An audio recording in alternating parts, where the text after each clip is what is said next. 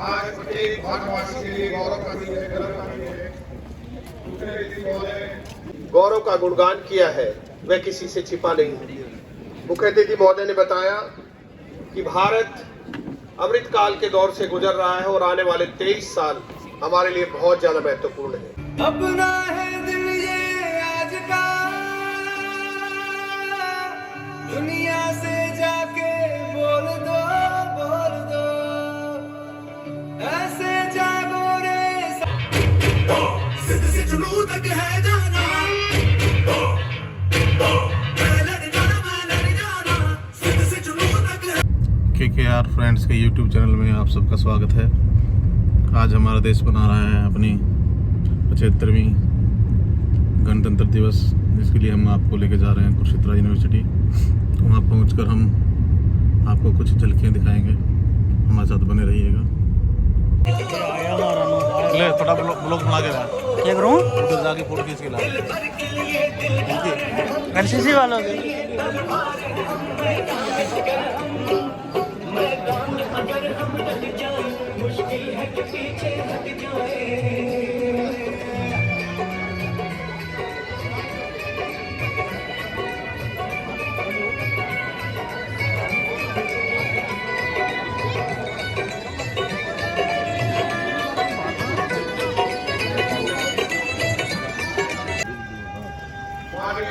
बहुत अच्छी कामना है।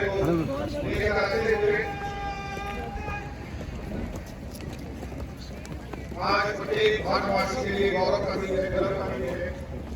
मुख्यमंत्री महोदय आपका हार्दिक स्वागत। साथ में डॉक्टर ममता सचदेवा जी, आपका भी हार्दिक स्वागत। माननीय कुलपति महोदय मुख्य मंच की ओर अग्रसर होते हुए और उसके बाद ध्वजारोहण।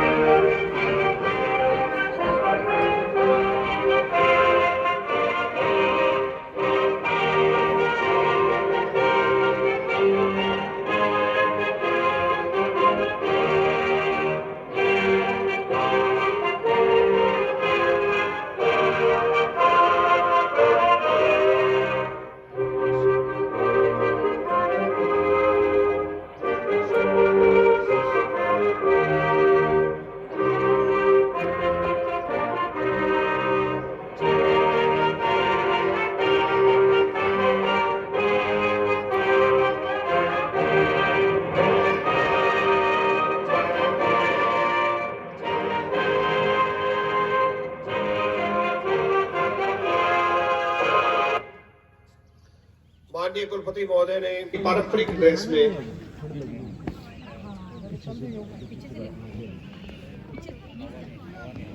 मुख्य मंच की ओर आते हुए माननीय कुलपति महोदय, मैं मुख्य अतिथि महोदय से अनुरोध करूंगा कि आप अपना अभिभाषण देकर हमें कृतार्थ करें। मुख्य अतिथि महोदय।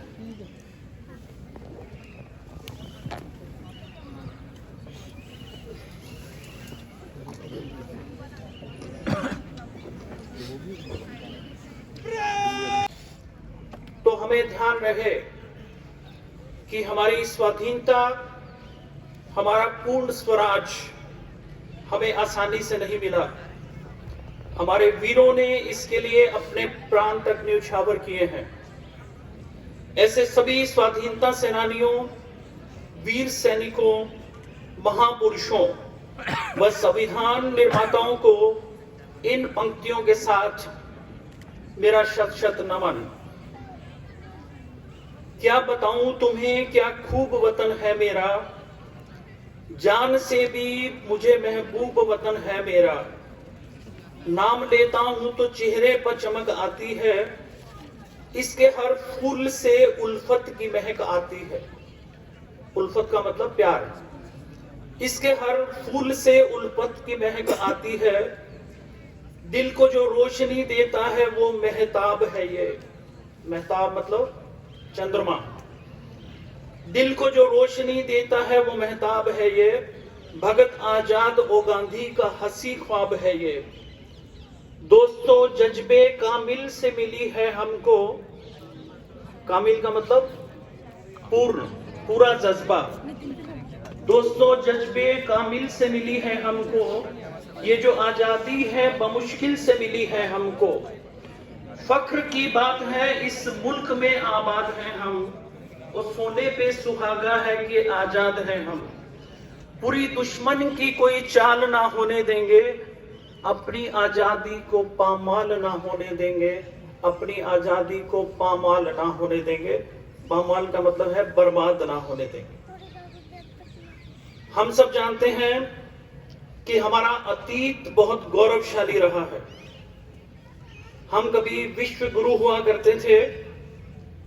1500 ईस्वी तक विश्व की जीडीपी में हमारा सबसे ज्यादा शेयर था, 30% से भी ज्यादा।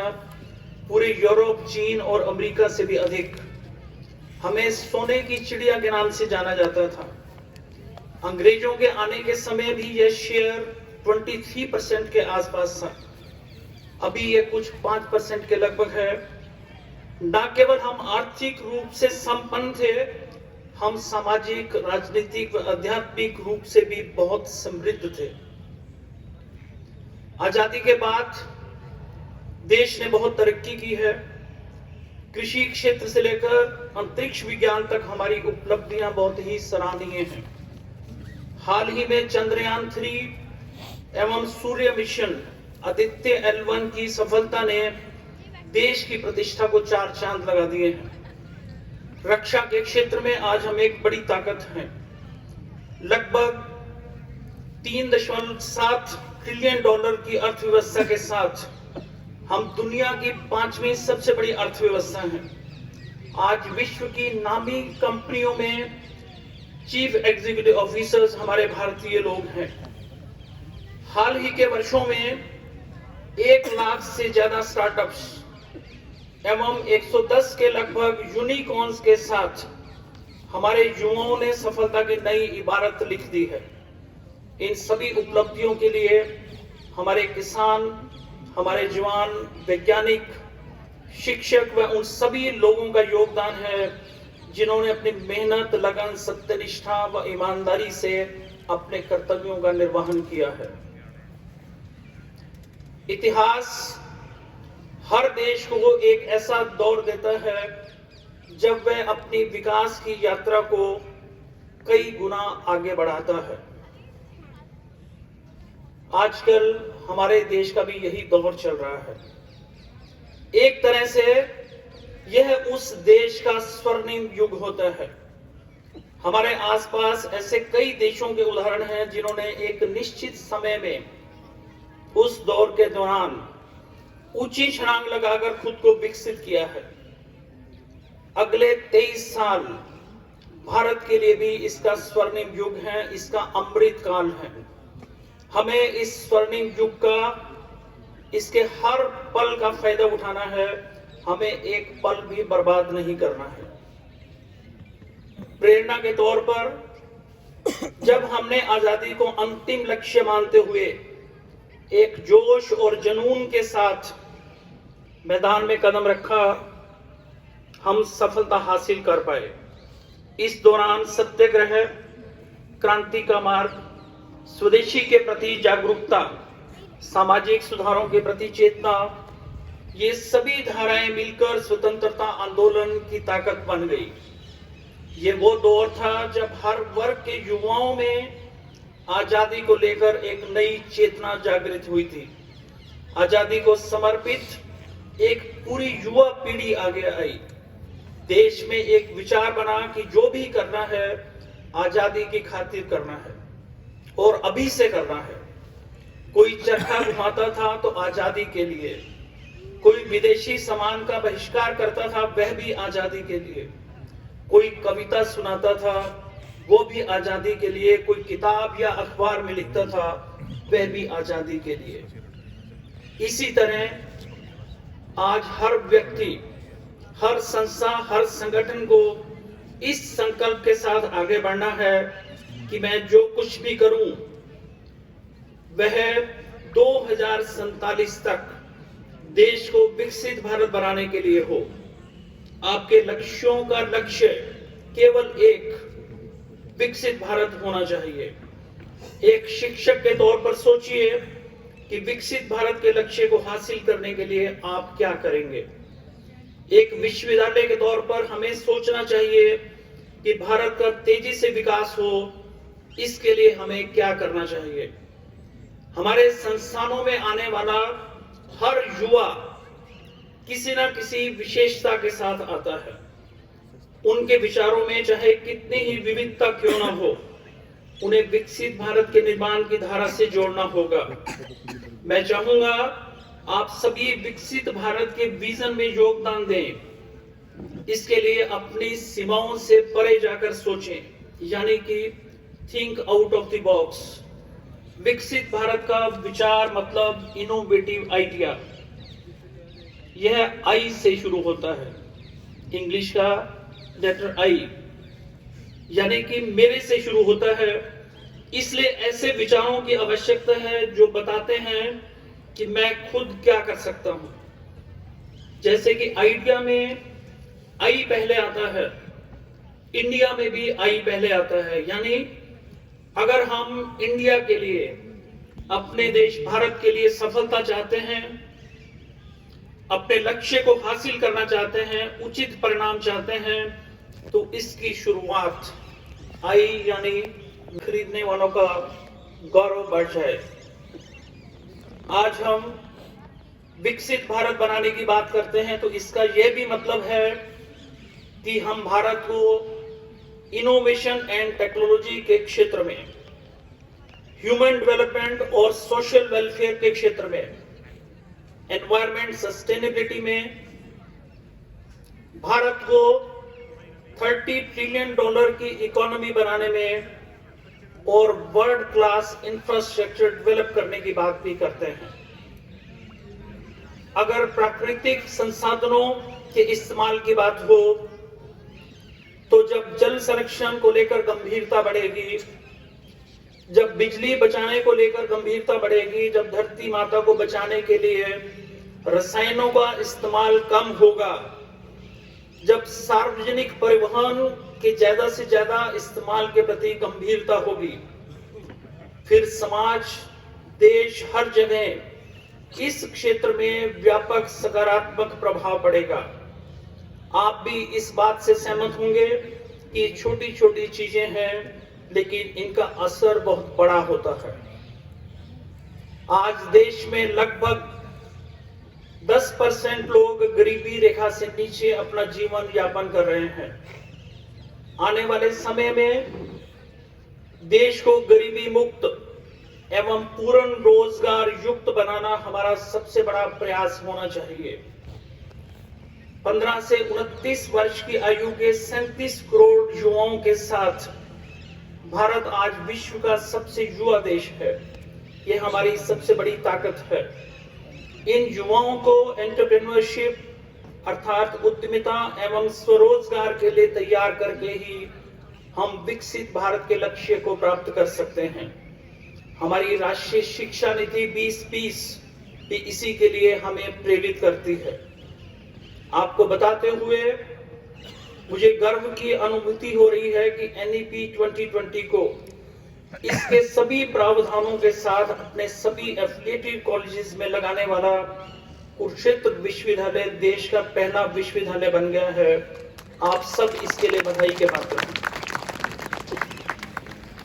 उद्यमिता के प्रशिक्षण का एक बहुत उम्दा उदाहरण हमारे फाइन आर्ट्स के डिपार्टमेंट ने प्रस्तुत किया है, जहां पर उनके विद्यार्थियों और उनके फैकल्टी ने मिलकर स्वामी विवेकानंद की धातु की प्रतिमा का निर्माण किया, जिसका अभी हाल ही में माननीय मुख्यमंत्री जी के कर कमलों द्वारा विश्वविद्यालय के प्रांगण में अनावरण किया गया।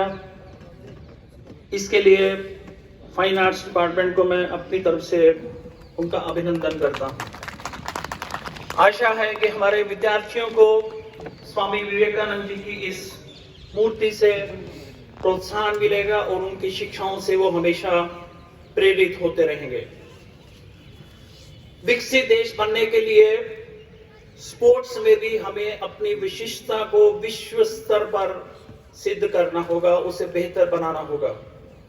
आपको बताते हुए हर्ष हो रहा है कि इस दिशा में चलते हुए कुरुक्षेत्र विश्वविद्यालय ने हाल ही में माका ट्रॉफी, मौलाना अब्दुल कलाम आजाद ट्रॉफी में पूरे देश में 30वां साल व खेलो इंडिया यूनिवर्सिटी में पूरे देश में सभी यूनिवर्सिटीज में 6th पोजीशन प्राप्त की है। इसके लिए भी आप सभी को बहुत बहुत बधाई। देश का ये अमृत काल खंड परीक्षा से पहले दिनों की तरह विकसित भारत के निर्माण का स्वर्णिम युग है। जब परीक्षाओं की तारीखों की घोषणा होती है तो ऐसा लगता है जैसा पूरा परिवार तैयारी करता है, ना केवल सिर्फ छात्र। इस विकसित भारत की परीक्षा की तारीख घोषित कर दी गई है। हमारे देश के सर्वोच्च नेतृत्व ने 2047 तक भारत को विकसित देश बनाने का एक विजन हमारे समक्ष रख दिया है। हमारे पास इस लक्ष्य प्राप्ति के लिए अथक प्रयास करने के लिए अमृत काल के 23 वर्ष बचे हैं। इस माहौल को एक सामूहिक पारिवारिक जिम्मेदारी के रूप में स्थापित करना हम सभी का दायित्व है। जैसा कि हमने अपनी नेक टीम की विजिट के दौरान व उससे कुछ पहले अनुभव किया था कि कैसे पूरा विश्वविद्यालय एकजुट होकर अपना सर्वश्रेष्ठ प्रदर्शन करने पर लग गया था। उस बहुत ही उत्तम प्रयास के लिए आप सभी का बहुत बहुत अभिनंदन। मुझे पूर्ण विश्वास है कि इस अथक प्रयास का परिणाम भी शीघ्र ही बहुत अच्छा ही आएगा। स्वच्छ भारत अभियान, डिजिटल इंडिया अभियान, कोरोना के खिलाफ लड़ाई हो या फिर वोकल फॉर लोकल, हम सभी ने सामूहिक प्रयासों की ताकत को देखा है। एक विकसित भारत का निर्माण सामूहिक प्रयासों से ही कर रहा है। आप सभी विद्वत जन वो लोग हैं जो देश के विकास के सपने को साकार करते हैं और युवा शक्ति को दिशा दिखाते हैं। इस वजह से आपसे उम्मीदें भी बहुत ज्यादा हैं। माननीय प्रधानमंत्री नरेंद्र मोदी जी ने कहा है कि 2047 तक भारत को विकसित बनाने का लक्ष्य ज्ञान पर ध्यान केंद्रित करके हासिल किया जा सकता है। ज्ञान मीन्स GY